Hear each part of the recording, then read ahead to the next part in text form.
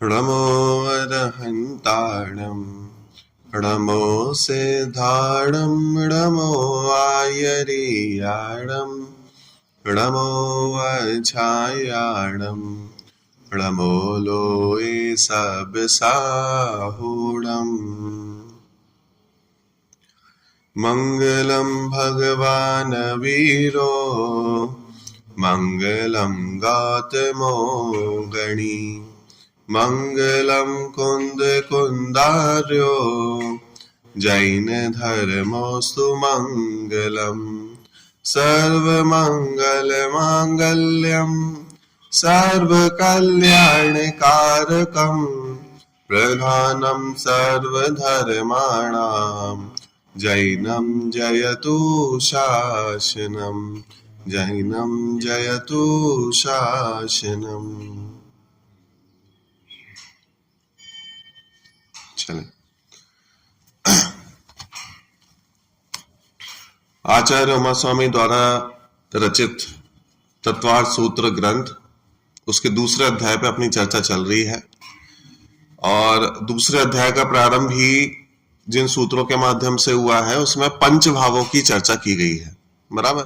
तो सबसे पहले अपन ने पहले सूत्र में ही पंच भावों के नाम देखे थे। ठीक है।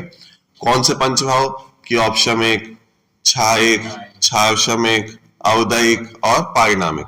ठीक है। तो इस प्रकार से 5 भावों के नाम पहले सूत्र में बताए, फिर उनकी संख्याएं बताई कि द्वि नवाष्टादशैक विंशति त्रिभेदा यथाक्रमम कि उनके क्या क्या भेद हैं। ठीक है। तो पंच भावों की चर्चा करते करते उन्होंने पहले नाम बताया, फिर संख्या बताई और उसके बाद एक एक जो भाव है उसके कितने कितने भेद हैं उसकी चर्चा यहाँ पे की गई थी। तो सबसे पहले उन्होंने औपशमिक भाव के भेद बतलाए। तो औपशमिक के कितने भेद बोले उन्होंने कि 2 भेद बोले। कितने? 2 भेद। औपशमिक सम्यक्त्व और औपशमिक चारित्र। ठीक है। औपशमिक सम्यक्त्व और औपशमिक चारित्र, इस प्रकार से 2 ही भेद बोले।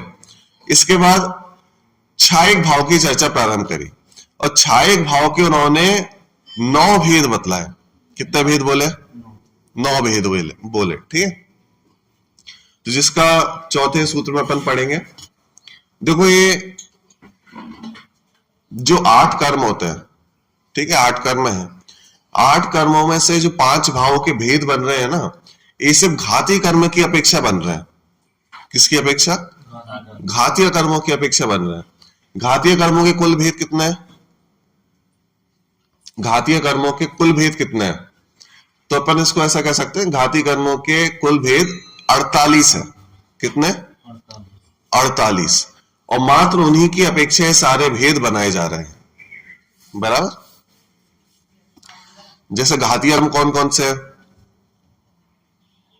घातीय कौन कौन से है कि ज्ञानावरण, दर्शनावरण, मोहिनी और अंतरा है। बराबर। तो ज्ञानावरण के भेद कितने हैं? ज्ञानावरण के भेद 5 भेद है ना ज्ञानावरण के। मति ज्ञान, श्रुत ज्ञान, अवधि ज्ञान, मनापर्याय ज्ञान और केवल ज्ञान। तो इन पे जो आवरण डालता है वो मति ज्ञान के, वो ज्ञानावरण के भेद हो गए। मति ज्ञानावरण, श्रुत ज्ञानावरण, अवधि ज्ञानावरण, है ना, मनापर्याय ज्ञानावरण और केवल ज्ञानावरण। इस प्रकार से बाकी के भी टोटल 48 भेद बनते हैं। ठीक है। अब उसमें से अपन को छायिक भाव देखना है कि छायिक भाव के कितने भेद हैं। तो देखो इसको एक बार सूत्र देखते हैं। 9 प्रकार के छायिक भाव इस प्रकार हैं। ठीक है। ज्ञान, दर्शन, दान, लाभ, भोगोपभोग, वीर्याणि च। ठीक है। ज्ञान, दर्शन, दान, लाभ, भोगोपभोग, वीर्याणि च। ठीक है। सारा समझ में आ गया है ना कि ज्ञान, दर्शन, दान, लाभ, भोगोपभोग, वीर्याणि च, इस प्रकार से टोटल 9 भेदों के नाम इन्होंने इसमें बता दिए। अब कैसे 9 भेदों के नाम है? तो देखो सबसे पहले क्या लिखा है कि ज्ञान, ज्ञान लिखा है। अब छायिक भाव के भेद पढ़ रहे तो सब में छायिक लगा लेना। तो ज्ञान लिखा है तो सबसे पहला भेद कौन सा हो गया? छायिक ज्ञान। ठीक है। फिर लिखा है दर्शन, तो दूसरा क्या हो गया? छायिक दर्शन। ठीक है। फिर 5 भेद एक साथ लिखे उन्होंने दान, लाभ, भोग, उपभोग और वीर्याणि। ठीक है, तो कौन कौन से हो गए? छायिक दान, छायिक लाभ, छायिक भोग, छायिक उपभोग और छायिक वीर्य। ठीक है, तो ये जो 5 चीजें किसके अंदर में आती हैं? आपने सुने होंगे ना, अंतराय कर्म होता है, तो अंतराय कर्म 5 चीजों का ही घात करता है, दान, लाभ, भोग, उपभोग, वीर्य। अब अरहंत बन गए, ये छायिक भाव किसको प्रकट होगा? जिन्होंने सारे कर्मों का क्षय कर दिया, उन्हीं प्रकट होगा। तो कौन है ऐसे जिन्होंने सारे कर्मों का अभाव कर दिया, 4 घातीय कर्मों का अभाव कर दिया? अरहंत और सिद्ध, बराबर। हाँ, सिद्धों ने 8 कर्मों का कर दिया और अरहंतों ने 4 कर्मों का कर दिया। तो उन दोनों को ही छायिक भाव प्रकट होता है। ठीक है, मूल में 4 कर्मों के अभाव पूर्वक। ठीक है, तो उन्होंने अंतराय कर्म का भी अभाव कर दिया, तो अंतराय कर्म के अभाव से उन्हें 4 भेद प्रकट हो गए। छायिक दान, छायिक लाभ, छायिक भोग, छायिक उपभोग और छायिक वीर्य, बराबर। ज्ञानावरण का उन्होंने अभाव कर दिया। अभी अपन ने देखा ना, ज्ञानावरण का अभाव कर दिया, तो क्या प्रकट हो गया उन्हें? छायिक ज्ञान। ज्ञानावरण का अभाव किया तो क्या प्रकट होगा? छायिक ज्ञान, बराबर। ऐसे दर्शनावरण दूसरे नंबर का जो कर्म है, दर्शनावरण, दर्शनावरण का उन्होंने अभाव कर दिया तो क्या प्रकट होगा? छायिक दर्शन प्रकट होगा, बराबर। पहले से छायिक ज्ञान प्रकट हुआ, दूसरे से छायिक दर्शन प्रकट हुआ। फिर अंतराय कर्म का अभाव किया तो क्या प्रकट हुआ? हाँ, ये 5 चीजें प्रकट हुई। छायिक दान, छायिक लाभ, छायिक भोग, छायिक उपभोग और छायिक वीर्य। कितने हो गए कुल? कि भाई साहब अभी आपने कहा था 9 भेद होंगे, ये तो 7 ही हुए। हाँ, तो लास्ट में उन्होंने लिखा च। अभी चा क्या चीज होती है? हाँ, चा का मतलब होता है और। तो और में हम क्या लगाए? तो क्या है, सूत्र होता है ना, सूत्र। तो सूत्रों की एक भाषा होती है। सूत्र क्या करते हैं कि पहले से जोड़ते हुए चलते हैं। उन्होंने चा लिखा ना, तो चा का मतलब ये है कि पहले के सूत्र में जो कहा है उसको भी ले लो। पहले के सूत्र में क्या बोला था अपन ने? कि औपशमिक भाव के भेद बोले थे अपन ने, बोले थे। इसके पहले औपशमिक भाव के भेद आए थे, अब छायिक भाव के भेद देख रहे हैं। तो औपशमिक भाव के भेद में 2 भेद बोले थे अपन ने, औपशमिक सम्यक्त्व, औपशमिक चारित्र। तो बस औपशमिक हटा दो और सम्यक्त्व और चारित्र ग्रहण कर लो, तो 2 भेद और बन जाएंगे। हाँ, छायिक सम्यक्त्व और छायिक चारित्र। अब कितने हो जाएंगे कुल? 9 भेद हो गए। बोलो समझ में आया कि नहीं है? बराबर। तो इस प्रकार से कुल 9 भेद उन्होंने यहां पे बनाए। ठीक है, एक ज्ञान, एक दर्शन, फिर 5 चीजें अंतराय कर्म की, दान, लाभ, भोग, उपभोग, वीर्य। फिर 4 शब्द से उन्होंने पहले के ले लिया। ठीक है, तो छायिक सम्यक्त्व और छायिक चारित्र, बराबर। तो इस प्रकार से कुल 9 भेद छायिक भाव के हो जाते हैं, बराबर। चलो एक बार टीका से देखते हैं अपन इसकी। देखो, छायिक ज्ञान, छायिक दर्शन, छायिक दान, छायिक लाभ, छायिक भोग, छायिक उपभोग और छायिक वीर्य, ये 7 तथा 4 शब्द से ग्रहण करने योग्य छायिक सम्यक्त्व और छायिक चारित्र, ये 2। इस प्रकार कुल मिलाकर 9 भेद छायिक भाव के हो जाते हैं।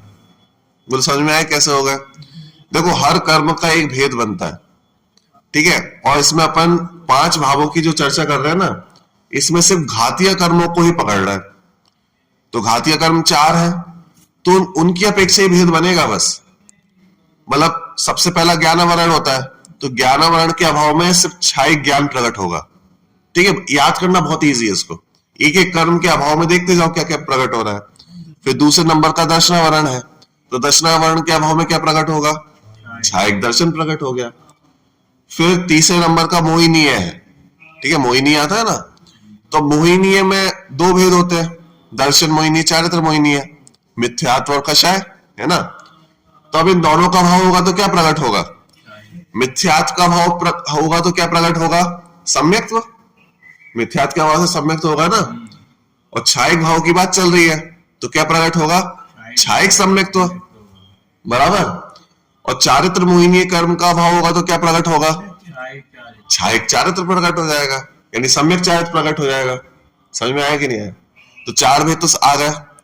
अब फिर चौथे नंबर का कर्म कौन सा है? कि अंतराय कर्म है। अंतराय कर्म है ना, तो अंतराय कर्म के 5 भेद होते हैं, दान, लाभ, भोग, उपभोग, वीर। अब इसका कर्म का अपन ने अभाव किया तो क्या प्रकट होंगी? ये 5 चीजें प्रकट हो जाएंगी।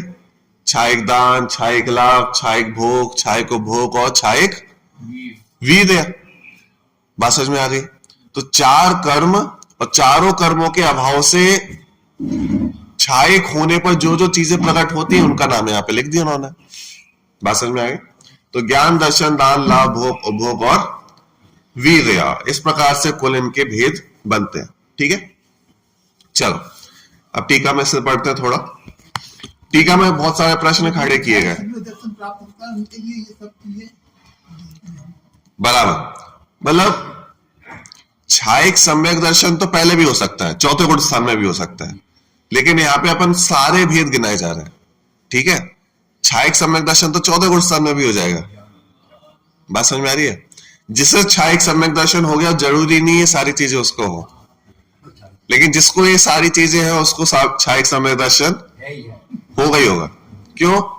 क्योंकि ये सारे भेद अपन अभी अरहंत और सिद्ध की अपेक्षा देख रहे हैं, क्योंकि अरहंतों ने 4 घातीय कर्मों का भाव कर दिया, सिद्धों ने सारे कर्मों का भाव कर दिया, 6 कर दिया। तो उनकी अपेक्षा क्या क्या चीजें प्रकट होंगी वो अपन यहाँ पे देख रहे हैं। लेकिन इसमें से कुछ चीजें पहले भी हो सकती है, जैसे छायिक ज्ञान है। अभी बताओ पहले हो सकता है कि नहीं हो सकता? छायिक ज्ञान मतलब केवल ज्ञान नहीं हो सकता ना भाई। हमें कैसे हो जाएगा छायिक ज्ञान? ये तो अरहंतों को ही होगा। बराबर। छायिक दर्शन, केवल दर्शन, छायिक दर्शन मतलब केवल दर्शन, ये हमें होगा क्या? कि नहीं हो सकता, सिर्फ अरहंतों को और सिद्धों को ही होगा। फिर अनंत, फिर दान, लाभ, भोग, उपभोग, वीर, ये हमें हो सकता है क्या? नहीं हो सकता। ये भी किसको होंगे?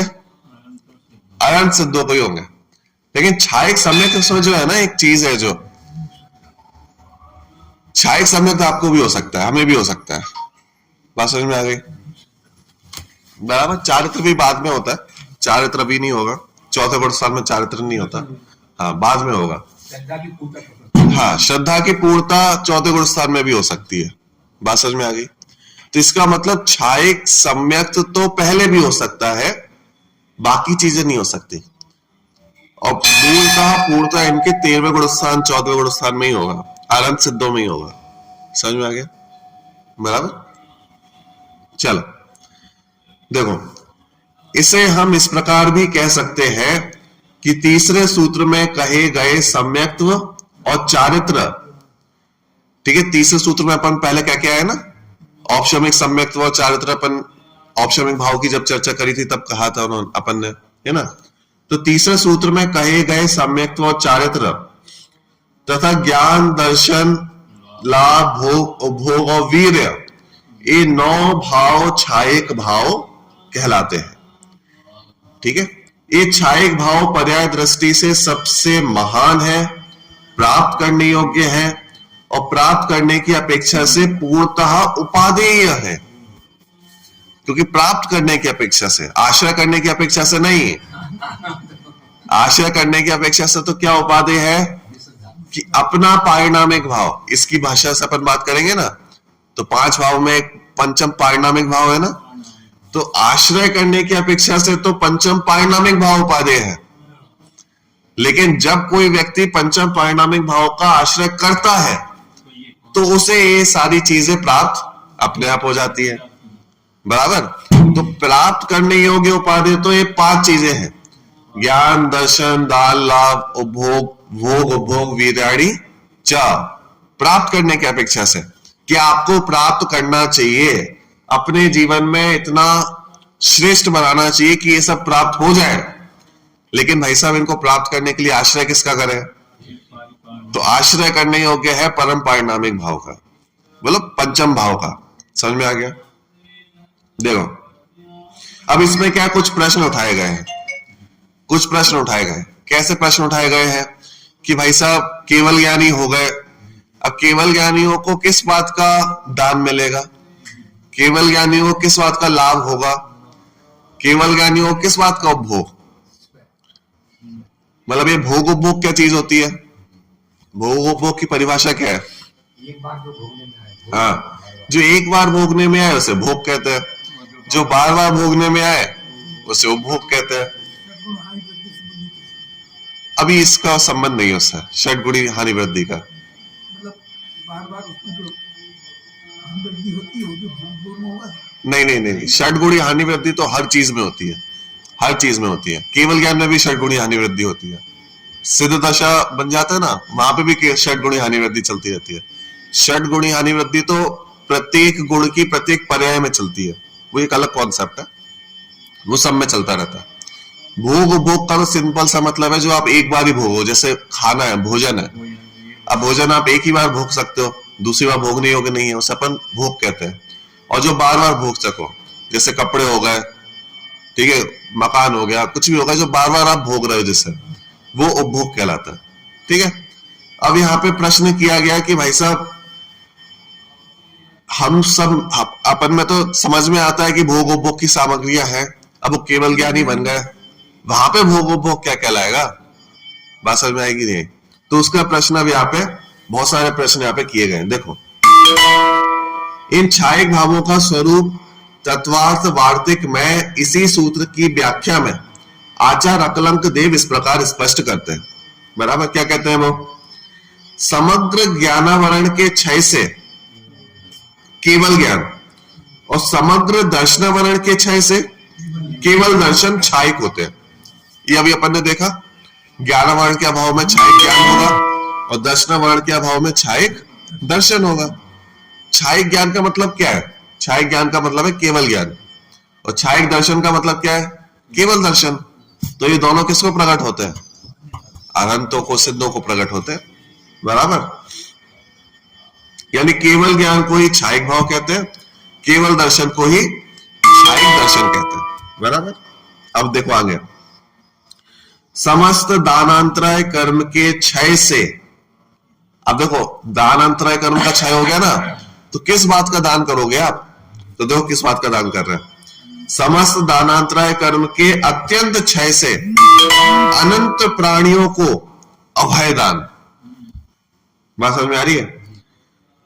और अहिंसा का उपदेश रूप अनंत दान छायक दान है। भाई साहब को समझ में नहीं आया? तो ये जो जिनवाणी होती है ना, जिनवाणी जब अहिंसा का ज्ञान दे रही है, अहिंसा का दान देती है ना, अहिंसा का ज्ञान देती है, तब इस ज्ञान से किसको फायदा होता है? तो हम कहते हैं कि सर्व प्राणियों को फायदा है इस ज्ञान से। लेकिन फिर प्रश्न होगा कि भाई साहब वो छोटे छोटे जीव जो है वो तो पढ़ ही नहीं सकते हैं, उनको कैसे फायदा है इस ज्ञान से? ये तो हमें फायदा है कि हम पढ़ लेते हैं तो हमें पाप नहीं लगता। हम उनकी रक्षा का भाव करेंगे। हाँ, बात समझ में आ रही है? मतलब इस ज्ञान से सबको फायदा है। क्यों फायदा है? उन छोटे छोटे प्राणियों को क्या फायदा है? उनको फायदा ये है कि हम जैसे जीव जब इसको पढ़ते हैं तो उनकी रक्षा अपने आप करते हैं, तो उनका भी फायदा हुआ, हमारा भी फायदा हुआ। बात समझ में आएगी नहीं? यानी सब जीवों का फायदा होता है। ऐसे ही 4 दानों में एक दान आता है अभय दान। अभय दान बहुत श्रेष्ठ दान है। कैसा दान है कि भाई साहब हमसे कोई जीव भयभीत नहीं हो रहा, हमारा आचरण ऐसा है कि अब जगत का कोई जीव हमसे भयभीत नहीं होगा, डरेगा नहीं, हमसे उस जीव की हिंसा नहीं होगी। तो ये भी तो एक दान है। और ऐसा दान किसने दिया कि वास्तव में मात्र अरहंत और सिद्धों ने ऐसा दान दिया कि उनके निमित्त से अब किसी जीव की हिंसा नहीं होगी। सर्वश्रेष्ठ अभय दान सिद्धों ने दिया कि अब जगत में ना उनके माध्यम से किसी की हिंसा होगी, निर्गुणिया जीवों की भी हिंसा नहीं होगी। भाई हमारे शरीर में तो निगोदिया जीव होते हैं, वो भी मरते रहते हैं, आश्रय से उत्पन्न होते रहते हैं, छोटे छोटे जीव हैं, एक इंद्रिय दो इंद्रिय जीव भी हमारे शरीर में उत्पन्न होते रहते हैं, बहुत जीवों की घात होता रहता है, और उन्होंने तो शरीर का ही नाश कर दिया। अब उनके शरीर मतलब उनके निमित्त से इस प्रकार की हिंसा भी नहीं होगी। अहंतों के पास शरीर तो है, लेकिन कैसा शरीर है? परमौदारिक शरीर कहलाता है। परमौदारिक शरीर कैसा होता है कि उसके आश्रय से भी जीवों की घात नहीं होता।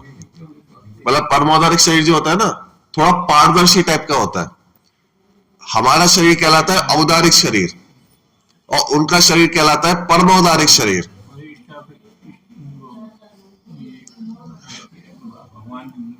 हाँ हाँ, स्फटिक मणि के समान हो जाती है। मतलब हमारे शरीर में उनके शरीर में क्या अंतर होता है कि हमारे शरीर में बहुत अशुद्धियां होती हैं, और उनके शरीर में क्या होता है कि वो सारी अशुद्धियां समाप्त हो जाती हैं। तो हमारा शरीर तो कैसा है कि आपको ऐसा दिख रहा है, उनका शरीर क्या होता है? पारदर्शी टाइप का होता है। श्वेत रक्त देता है, ये तो रक्त नहीं देता, श्वेत रक्त होता है। हाँ, वो रत्न के समान एकदम पारदर्शी टाइप का हो जाता है, एकदम शुद्ध हो जाता है। उसके आश्रय से भी जीवों की हिंसा नहीं होती, उनके शरीर में भी जीव नहीं होते, बराबर। तो अब उन्होंने कहा कि भाई साहब सबको अभय दान, तो ये उत्कृष्ट दान उन्होंने दिया। और अनंत परमेश्वरी जो होते हैं, तीर्थंकर होते हैं, वो तो दिव्य ध्वनि से ज्ञान दान भी दे रहे हैं। बात समझ में आई कि नहीं? इसलिए अकलंग देव ने कहा कि समस्त दानांतरय कर्म के अत्यंत क्षय से अनंत प्राणियों को अभय दान, अनंत प्राणियों को अभय दान, ठीक है। और अहिंसा का उपदेश रूप अनंत दान छायिक दान कहलाता है, बराबर। तो इस प्रकार से ये छायिक दान है, अनंत दान। अब देखो दूसरा भेद क्या था? दान के बाद लाभ, ठीक है। दान के बाद लाभ आता है, दान लाभ भोग भोग वीर। अब लाभ अंतर है, तो भाई साहब अब किस बात का लाभ होगा उन्हें? क्या प्राप्त होगा उन्हें? सब कुछ तो प्राप्त हो चुका है, अब क्या प्राप्त होगा?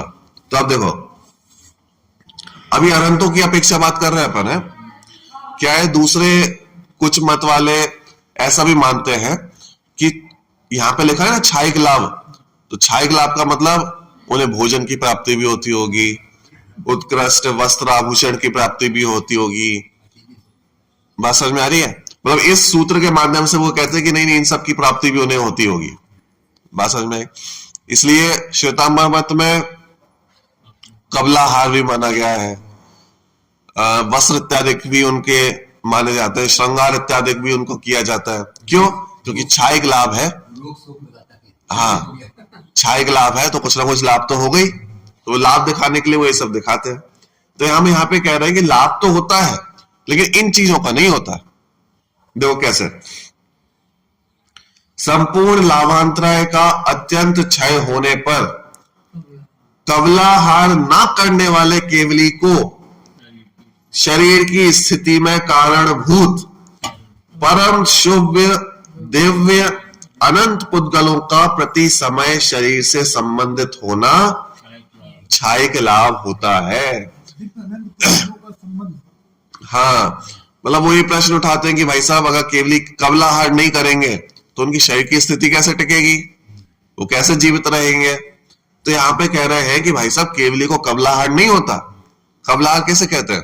जो अपन तोड़ तोड़ के खाते हैं ना, ग्रास बना के खाते हैं, उसे कहते हैं कबलाहार। तो वो मानते हैं भाई केवली को कबलाहार होगा, तो नहीं तो शरीर की स्थिति कैसे टिकेगी? तो उनसे कह रहे हैं कि भाई साहब केवली को कबलाहार नहीं होता। क्यों नहीं होता? क्योंकि उनको शरीर की स्थिति टिकाने के लिए लाभांतराय कर्म के क्षय से ऐसे परमाणुओं का योग बनता है प्रति समय, जिसके माध्यम से उन्हें कुछ खाने की आवश्यकता नहीं है। इसे छायिक लाभ कहा। मतलब वो ऐसे दिव्य परमाणु है, दिव्य परमाणु का उन्हें प्रति समय लाभ होता है। शरीर से जुड़ा है ना, तो दिव्य परमाणु का प्रति समय लाभ हो रहा है, और इसके माध्यम से वो अगर असंख्यात वर्षों तक भी कुछ नहीं खाए तो भी शरीर की स्थिति टिकी रहेगी। इसलिए कबलाहार करने की उन्हें आवश्यकता नहीं है। बोलो बात समझ में आई कि नहीं है? ठीक है, देखो इसको फिर से देखते हैं। संपूर्ण लाभांतराय का अत्यंत क्षय होने पर कबलाहार ना करने वाले केवली को शरीर की स्थिति में कारणभूत परम शुभ दिव्य अनंत पुद्गलों का प्रति समय शरीर में संबंधित होने का नाम ही क्या है? क्षयिक लाभ है। समझ आया कि नहीं आया?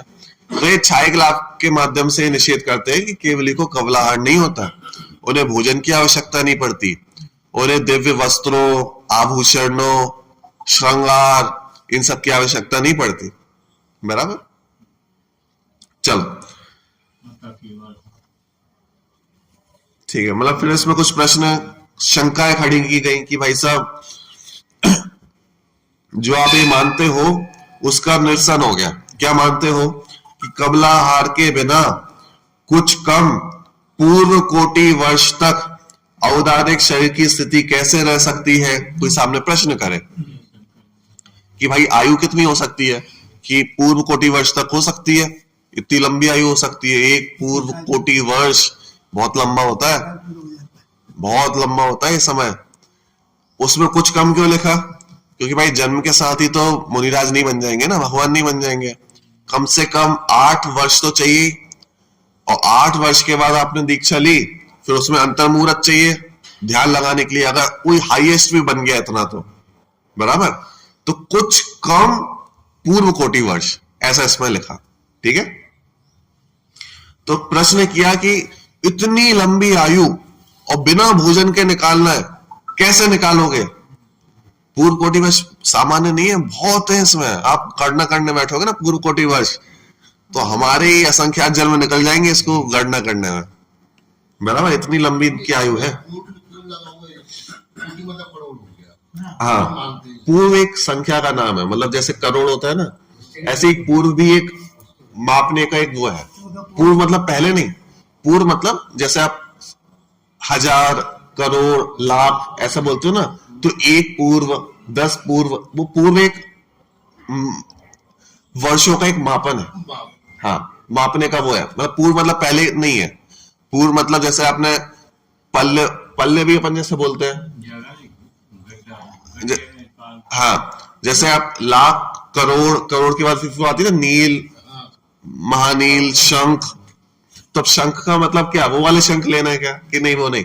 वो एक शंख मतलब क्या है? एक गिनती है। ऐसे पूर्व, ऐसे जो पूर्व है ना, तो पूर्व एक गिनती का नाम है। ठीक है। तो पूर्व मतलब बहुत आगे आप चलते जाओगे, चलते जाओगे, चलते जाओगे, तो बहुत ज्यादा आगे जाके फिर वो एक गणना आती है कि एक पूर्व कैसे कहते हैं। हाँ, बहुत। पूर्व मतलब करोड़ से कुछ कम। हाँ, करोड़ से कम नहीं, कुछ कम पहले लिखा ही हुआ उन्होंने। नहीं, करोड़ से कम नहीं, क्योंकि करोड़ से कम तो फिर वो ये तो बहुत सामान्य संख्या हो जाएगी। मतलब 1 करोड़ भी वैसे बहुत लंबा वर्ष हो गया। 1 करोड़ वर्ष किसे कहते हैं? लेकिन गिनती में भी आ जाए, पूर्व गिनती में नहीं आएगा। तो पूर्व, और फिर पूर्व का भी करोड़ से मल्टीप्लाई करो, वहां समझ? एक पूर्व, और फिर पूर्व कोटि वर्ष, तो कोटि मतलब करोड़, तो इस पूर्व को भी करोड़ से मल्टीप्लाई करो, इतने वर्ष। एक कहलाता है कुछ कम पूर्व कोटि वर्ष। अब कुछ कम क्यों लिखा वो भी समझ में आ गया। कि कुछ कम क्यों किया? क्योंकि वो जन्म का समय हटाना पड़ेगा ना। हाँ, तो भाई वो मुनिराज है, अनंत है, हाईएस्ट भी बने तो इतने बनेंगे, लेकिन वो जन्म के कम से कम 8 वर्ष तो हटाने पड़ेंगे। और 8 वर्ष के बाद मुनिराज बने तो कम से कम अंतर मुहूर्त तो ध्यान करेंगे, तो अंतर मुहूर्त का समय हटाना पड़ेगा। तो 8 वर्ष और 1 अंतर मुहूर्त कम, फिर कुछ कम पूर्व कोटि वर्ष। बराबर? इतना समय तक कोई अनंत अवस्था में है। तो फिर प्रश्न होगा कि भाई साहब उनका भी तो शरीर है ही, अब भोजन नहीं करेंगे तो चलेगा कैसे काम उनको? तो उनको कहा कि भाई उनको क्या है? क्षयिक लाभ है। क्षयिक लाभ से क्या होगा? कि भोजन नहीं करें तो भी ऐसे परमाणुओं का प्रति समय बंधन हो रहा है जिससे इतने लंबे समय तक भी उनको कोई कष्ट नहीं है, शरीर चलता रहेगा। ठीक है, बात समझ में आ रही? तो ये कहलाता है। हाँ, तो उन्होंने क्या बोला? अतः कबलाहार के बिना कुछ कम पूर्व कोटि वर्ष तक औदारिक शरीर की स्थिति कैसे रहेगी, इस शंका का निराधार हो जाता है। ठीक है। अब इसके बाद कौन सा आएगा? देखो, दान हो गया, लाभ हो गया, इसका बाद आएगा भोग। कि भाई साहब अब केवलियों को किस बात का भोग है, क्या भोगेंगे वो? तो देखो क्या भोगेंगे। संपूर्ण भोगांतराय के नाश से उत्पन्न होने वाले सातिशय भोग क्षायिक भोग कहलाते हैं। सातिशय भोग, वैसे हमारे तो सामान्य भोग हैं, उनके कौन से भोग है? सातिशय भोग है, अतिशय सहित भोग है। कि उनके कौन से अतिशय होते हैं? अरे बहुत सारे अतिशय हैं उनके, देखो कौन कौन से हैं। इसी से पुष्प वृष्टि होती है। हर जीव को पुष्प वृष्टि नहीं होती, केवली के पुष्प वृष्टि होती है, तीर्थंकरों के, अरंतों के पुष्प वृष्टि होती है, बराबर। गंधोदक वृष्टि होती है, ठीक है, आसमान से ऐसे अतिशय है उनके, पुष्प वृष्टि होगी, गंधोदक की वृष्टि होगी, ठीक है, पद कमल रचना होती है। जैसे उनकी बिहार होता है ना, बिहार होता है, बिहार करते समय उनके नीचे अपने आप कमलों की रचना होती जाती है, पद कमल कहते हैं उन्हें, मतलब चरणों के नीचे कमल की रचना होती जाती है, और वो भी स्वर्ण के। उसकी भी गिनती है कुछ कि 48 कितने ऐसा कुछ होता है वो, हाँ, उसके फिर थोड़े से ऊपर वो बिहार करते हैं, बराबर। तो ऐसे उनकी पूरी रचना है ना। सुगंधित शीत वायु आदि अतिशय होते हैं, और ऐसे मंद मंद हवा बहने लगे ना, और हल्की हल्की सी ठंडक मिलने लगे, तो कितना मनोहारी दृश्य होता है, बैठने में भी अच्छा लगता है, बराबर। और सुगंधित है, तो ये उनके अतिशय है, अतिशय। जैसे तीर्थंकर होते हैं, तो उनके कितने मूल गुण होते हैं? अरे तीर्थंकर हो गया 46 होते ना, 46। तो 46 में से 4 तो सभी अनंतों को होते हैं, अनंत दर्शन, अनंत ज्ञान, अनंत सुख और अनंत वीर। तो बाकी के जितने 42 बचे वो सिर्फ तीर्थंकरों को होते हैं, सिर्फ तीर्थंकरों को होते हैं, और उसमें भी सब भेद है। 10 जन्म के अतिशय होते हैं, फिर 14 देवकृत होते हैं, फिर केवल ज्ञान के अतिशय होते हैं, 10 केवल ज्ञान के, ऐसे सबके भेद है। 14 देवकृत होते हैं, तो उनको भी तो ये सब अतिशय होते हैं। बात समझ में आ रही कि नहीं आ रही? तो ये अतिशय की ये अतिशय ही तो बता रहे हैं कि आसमान से पुष्प वृष्टि होगी, गंधोदक वृष्टि होगी, पद कमल रचना होगा, सुगंधित शीत वायु होगी, उनके क्षेत्र के आसपास के सभी जीवों में क्लेश नहीं होगा, कोई बीमार नहीं होगा। बोलो बात समझ में आई? मतलब अगर वो उस किसी गांव से निकल जाए तो उस गांव में भुखमरी नहीं होगी, किसी को रोग नहीं होगा, ये अतिशय है। मतलब ऐसा होता है, अगर मानो अनंत परमेष्टि है और उनका बिहार चल रहा है, तो जिस गांव में से निकल रहे हैं ना, अगर उनको स्पर्श करके जो वायु बह रही है, वो वायु भी अगर आपको स्पर्श हो गई तो आपके कोई भी रोग शोक हो। देखो, अतिशय का सिंपल सा मतलब ये होता है कि जो सामान्य मनुष्यों में ना दिख के किसी विशिष्ट पुरुष में विशिष्ट क्षयोपशम से प्रकट हो रहा है, उसको अपन अतिशय नाम दे देते हैं। कि जो सामान्य रूप से नहीं है, लेकिन देखने में, सुनने में आपको एक बहुत ही आश्चर्यजनक घटना दिख रही है। अब हम ऐसे देखें कि कोई पुरुष जा रहा है और आसमान से अपने आप पुष्प वृष्टि हो जाए, तो भाई साहब ऐसा लगता है कि कोई दिव्य पुरुष है। बात समझ में आ रही है? आपके स्पर्श मात्र से ही मानो, मतलब अतिशय शब्दों का प्रयोग जो है ना, वो अलग अलग अर्थ में है। अब जैसे आप पद्म पुराण पढ़ो, तो पद्म पुराण में वो कौन सी महिला थी जिनके स्नान के जल मात्र से वो रोग का समाप्ति हो गई थी? हाँ, विशल्या ही था शायद ना। ये किसकी पत्नी थी? लक्ष्मण या फिर किसी की पत्नी, देख लेना, प्रॉपर याद नहीं, किसी की पत्नी थी। उनको ऐसा अतिशय प्राप्त था।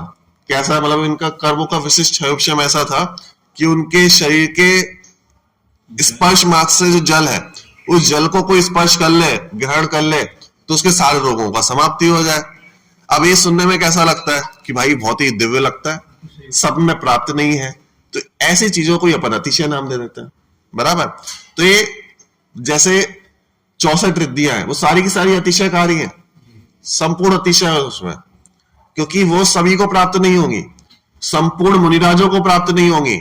हो सकता है कि 64 रिद्धि प्राप्त, 64 नहीं 63 रिद्धियां प्राप्त ना हो, वो केवली बन जाए, क्योंकि एक रिद्धि तो प्राप्त होगी उन्हें, केवल ज्ञान रिद्धि। भाई किसी को कोई रिद्धि प्राप्त नहीं, लेकिन केवल ज्ञान रिद्धि तो प्राप्त होगी।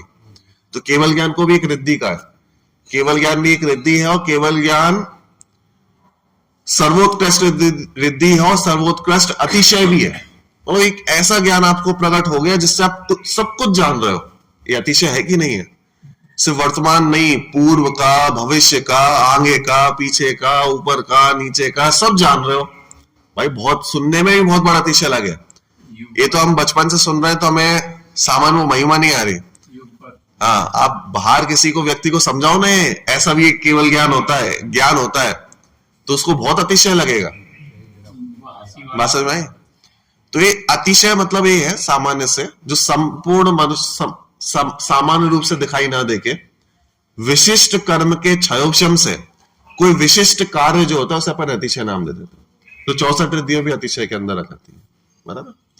तो ऐसे ही ये सब चीजें भी जो है ये भोगांतराय के अंदर आ जाता है। ठीक है, क्षायक भोग के अंदर आ गया, समझ में आ गया कि केवली को क्षायक भोग किस प्रकार का होगा।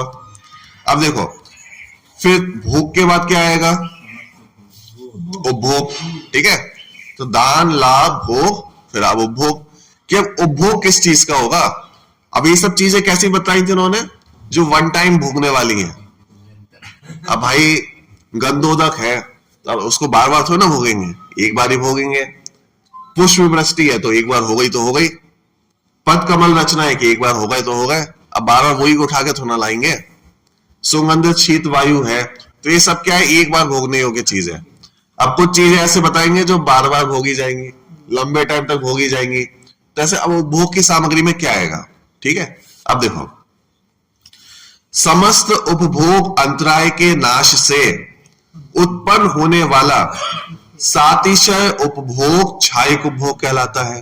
तो क्या मिलेगा इसके अंदर हमें? कि देखो इसी से सिंहासन, छत्रत्रय, जो छत्र होता है ना भगवान के ऊपर 3 छत्र लगाए जाते हैं, एक सिंहासन लगाया जाता है, फिर आसपास चमर होते हैं। ठीक है, चमर होते हैं, फिर एक पीछे उनके अशोक वृक्ष होता है। ठीक है, अशोक वृक्ष होता है। अब भामंडल होता है, पीछे उनका एक भामंडल होता है, फिर दिव्य ध्वनि गिरती है, फिर देव दुंदुभी आदि बजते रहते हैं वहां पे। हाँ, तो ये जो चीजें हैं जो उनके साथ में लंबे समय तक रहने वाली हैं, उनको ही अपन ने क्या नाम दे दिया? उनको अपन ने नाम दे दिया क्षायक उपभोग। भोग नहीं, उपभोग। क्यों उपभोग क्यों बोला?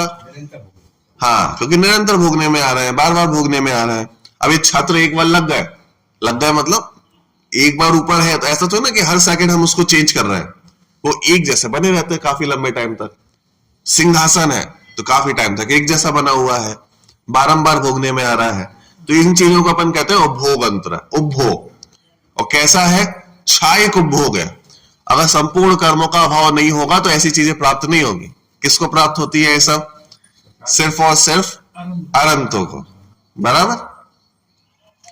तो समस्त वीर्यांतराय के अत्यंत क्षय से प्रकट होने वाला अनंत क्षायिक वीर्य है। इसके बाद वीर्य भी बता दिया उन्होंने। तो दान, लाभ, भोग, उपभोग, और उपभोग के बाद क्या आता है? वीर्य। वीर्य आएगा ना। तो वीर्य किसका नाम है? कि समस्त वीर्यांतराय के अत्यंत क्षय से प्रकट होने वाला अनंत क्षायिक वीर्य कहलाता है। मतलब अपने आप में दिव्य शक्ति का होना, वीर्यत्व का होना, कि अनंत गुणों की शुद्ध पर्याय को झेलने की शक्ति भी अनंत वीर्य के अंदर है। कि भाई साहब हम शुद्धता तो दे दे आपको और आप झेल ही नहीं पाओ, फिर तो झेलने की शक्ति भी तो चाहिए। नहीं समझे? कि भाई साहब हम आपको एकदम शुद्ध घी, दूध, अब किसी में शक्ति नहीं है, हम तो एकदम संपूर्ण एकदम शुद्ध वस्तुएं दे दे, तो शुद्ध वस्तुओं को पचाने की शक्ति भी तो चाहिए। नहीं तो गरिष्ठ कर जाए, नहीं पचे फिर। हाँ, क्या मैं सामान्य दूध दे रहा हूं भाई साहब गाय का, अब किसी को भैंस का दूध नहीं पचता, किसी को गाय का दूध नहीं पचता। मतलब अंतर होता है ना, दूध में भी अंतर होता है। अब कोई सिंगनी का दूध लेके आ जाए तो पचाने की शक्ति भी तो चाहिए उतनी। तो जितनी अच्छी वस्तु होती है, गरिष्ठ वस्तु होती है, उसको ग्रहण करने की शक्ति भी उतनी अच्छी होना चाहिए। बात समझ में आएगी नहीं?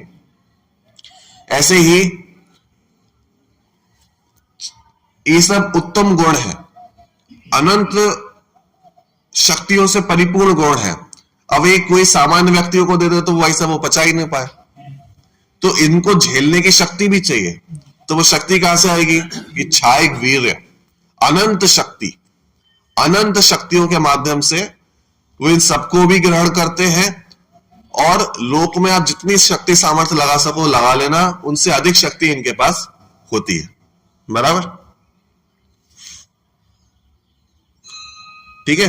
तो इस प्रकार से कितने भेद हो गए अभी तक? पूरे कितने भेदों की चर्चा कर ली? नहीं, अभी 9 कहां हो गए? अभी 7 हुए। हाँ, 7 हुए ना अभी।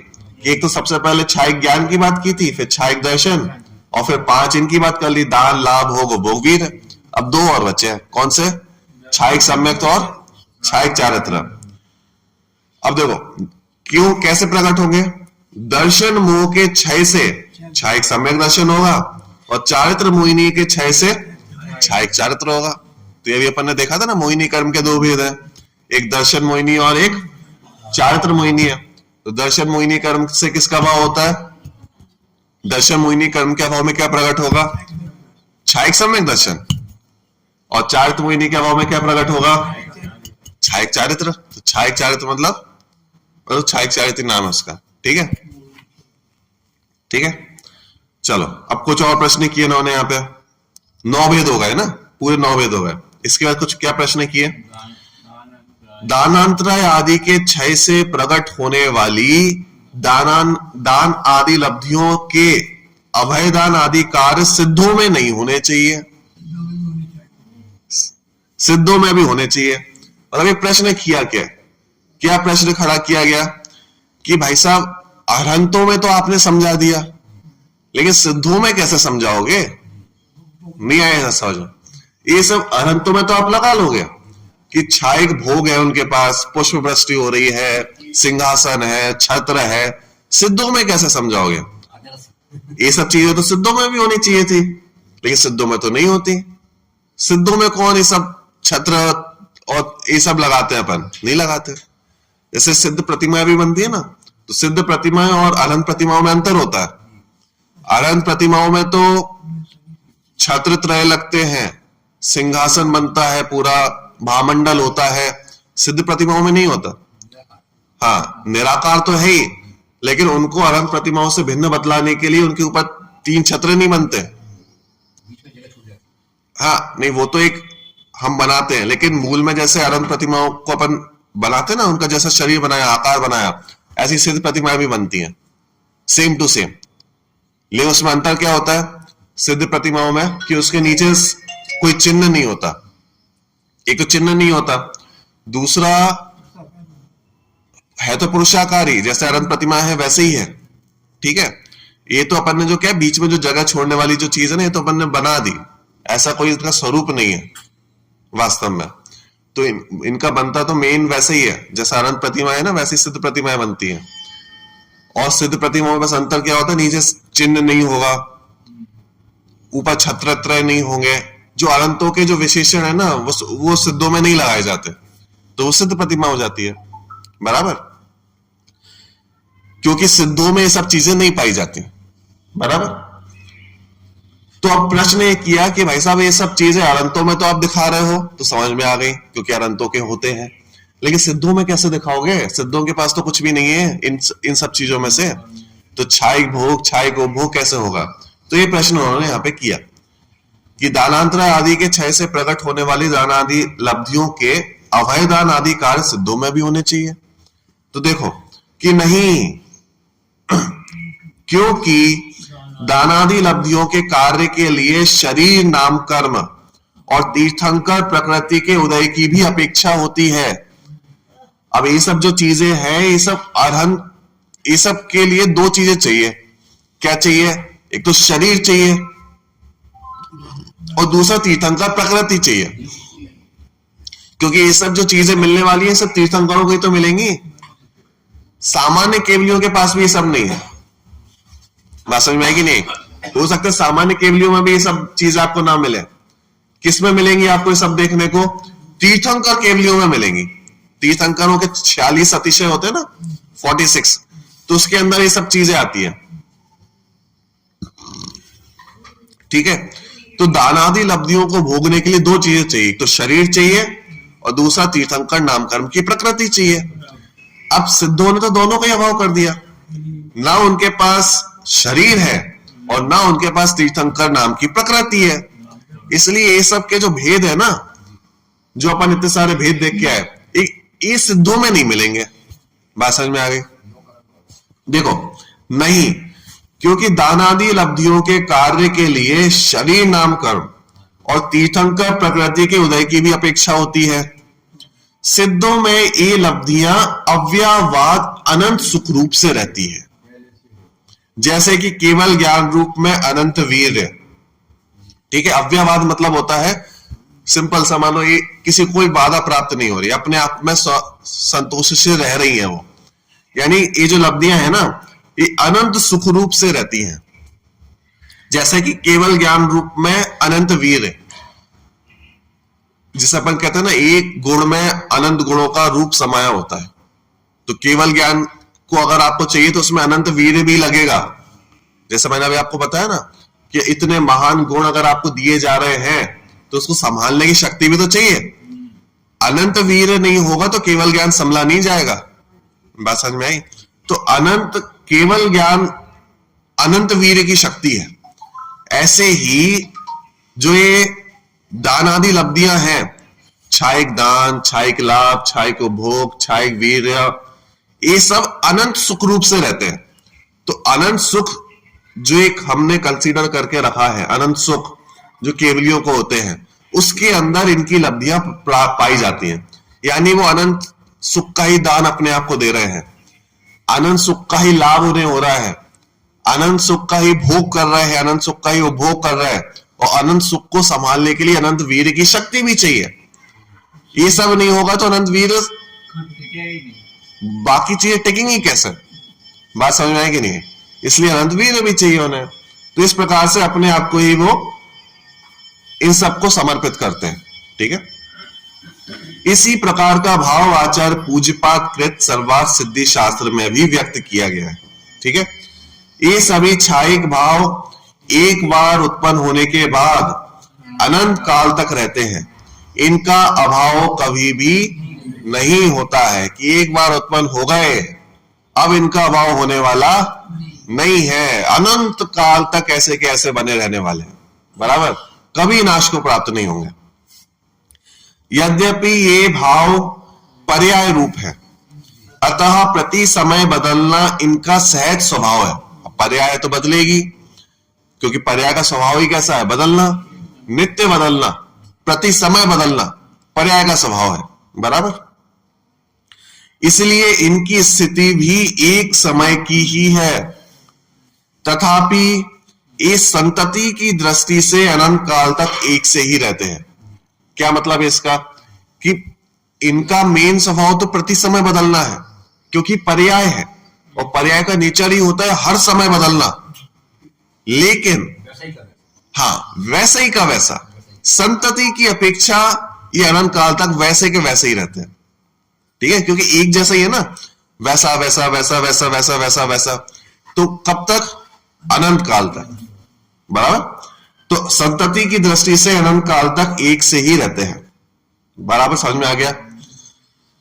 औपशमिक भाव वालों से अधिक संख्या छायिक भाव वालों की होती है, क्योंकि औपशमिक भाव वाले तो कितने से ही हैं? सबसे कम संख्या होती है औपशमिक भाव वालों की। पांचों भावों में सबसे कम संख्या होती है औपशमिक भाव वालों की, बहुत छोटे से होते हैं, बहुत कम। ठीक है, और छायिक भाव वाले बहुत है, क्योंकि छायिक भाव में तो कौन कौन आ गए? अनंत सिद्ध आ गए, सारे अरहंत आ गए, और सारे अनंतों के बाद भी कुछ जो छायिक सम्यक दृष्टि है 14 गुणस्थानवर्ती से आगे तक, वो जीव भी आ गए।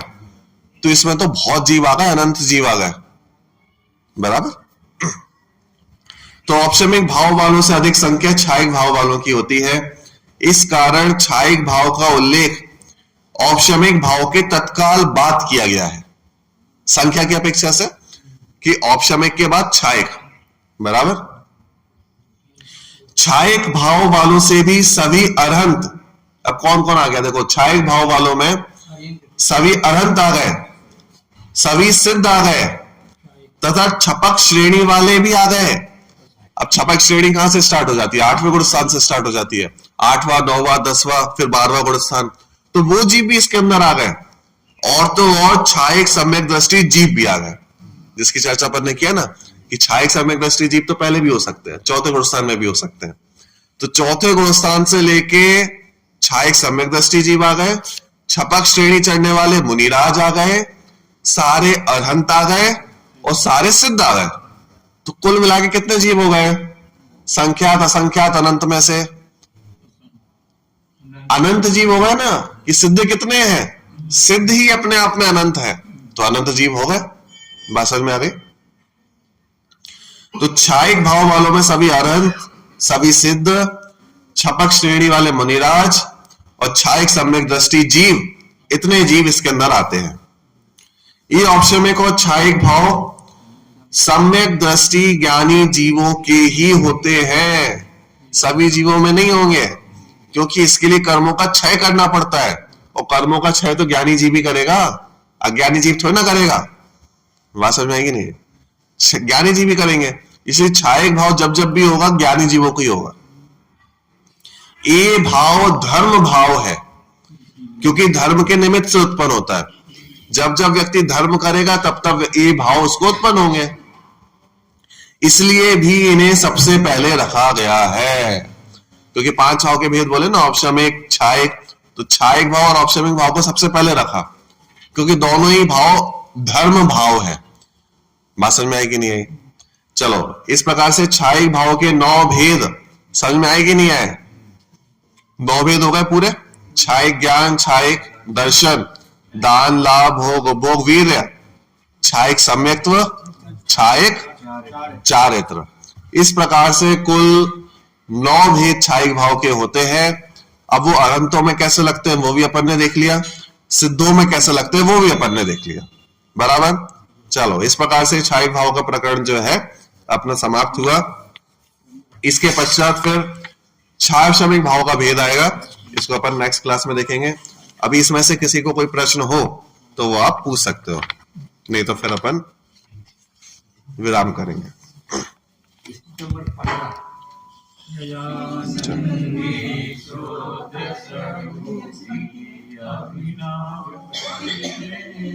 नहीं रहती है, मतलब काफी मंदिरों में रहती है, कई मंदिरों में रहती है। असल में क्या है, वो प्रॉपर वैसा स्वरूप ना बना के उनका भी छत्र लगा देते हैं, मतलब ऐसा नहीं है। लेकिन आप सिद्ध प्रतिमा काफी मंदिरों में देखने को मिल सकती है, उसके नीचे चिन्ह नहीं होता, उस पर लिखा रहता अलग से सिद्ध प्रतिमा ऐसा करके। अपने मंदिर में शायद नहीं है, है रखी हुई ना सिद्ध प्रतिमा, देख लेना एक बार। बाकी रहती है, जनरली मिल जाएगी आपको। वैसी तो है, वैसी तो है, जैसी ठोस अहंत भगवान की प्रतिमा होती है वैसी ठोस सिद्ध प्रतिमा भी बनती है, तो वैसी शायद नहीं है, लेकिन बाकी जगह देखने को मिल जाएगी। हाँ, बाहर में मिल जाएगी। हाँ हाँ,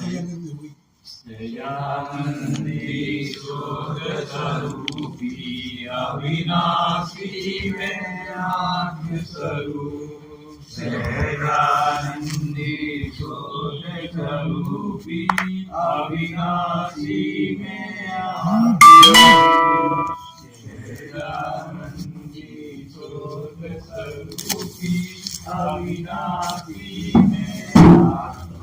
नंबर 15 शांति सुलाभ वाणी, वस्तु स्वरूप बताए जिन वाणी, पूर्वाचार सब दोष गए,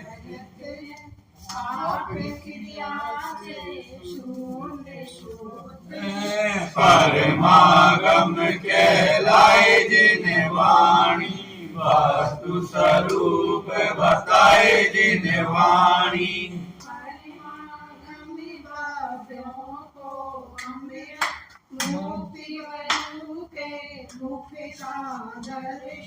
भव सागर से तारे जिन वाणी, वस्तु स्वरूप बताए जिन वाणी।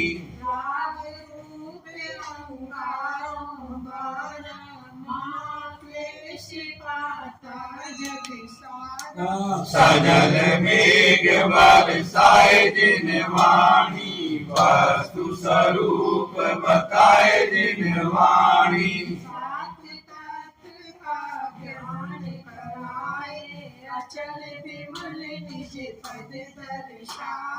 सुख सागर लहराए जिन वाणी वस्तु स्वरूप बताए जिन वाणी वाणी के नाम से सूझे लो करो तो वाणी मस्तक नमो सदा